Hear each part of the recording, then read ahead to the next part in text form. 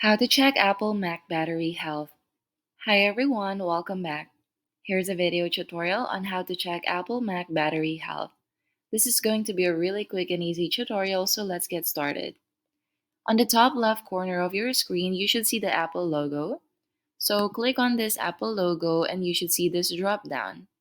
Now on this drop down, just click on About this Mac and you should see this come up.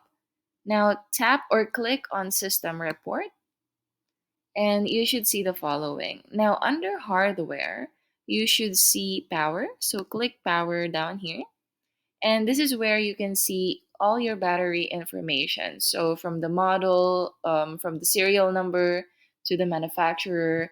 And right here on this section is where you can see the battery health information, like what's its condition, mine is currently normal, and what's the cycle count. It means how many times has this MacBook been charged. So if the cycle count is low, it means that the battery is pretty new.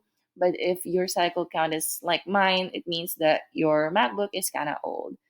But this is where you can find your battery health information. If you found this video helpful, feel free to let us know in the comments below.